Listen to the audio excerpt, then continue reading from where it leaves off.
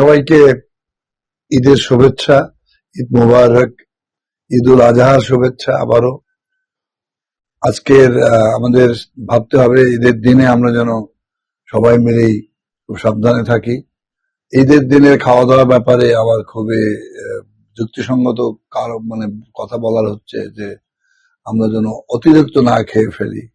মাংস খাওয়ার ব্যাপারে যারা বয়স্ক মানুষ তারা যেন একটু সাবধানে খাওয়া দাওয়া করি, এবং যারা আমরা ঈদের মধ্যে যাত্রা করছি, ঈদের মধ্যে থেকে ছুটি ভোগ করে ফিরছি, এবং মোটরসাইকেলের যে একটা হুজুগ পড়ে যায়, এবং আমি প্রচুর ছেলেদের দেখেছি এই মোটরসাইকেল অ্যাক্সিডেন্ট করা, এবং তারা ঈদের দিনে বেশি করে লাফাচ্ছে এবং তাদের মনে হয় যেন আর শেষ নাই, এটাই মনে হয় শেষ সবকিছুর, ঈদ এই শেষ ঈদ।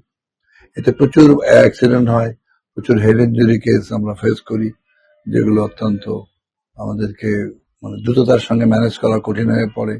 গ্রামে গঞ্জে এত যানবাহন বেড়ে গেছে, মোটরসাইকেল বেড়ে গেছে, এবং আমাদের রাস্তাঘাট ভালো হওয়ার জন্য সরকারের বদৌলতে সেটিও একটি বড় কারণ হয়। যান্ত্রিক যে আমাদের যে অংশটা, যান্ত্রিকতার জন্য আমাদের প্রচুর পরিমাণে দুর্ঘটনার শিকার হতে হচ্ছে। যে কোনো যন্ত্র চালিত যানবাহন অসম্ভব রকমের দায়ী।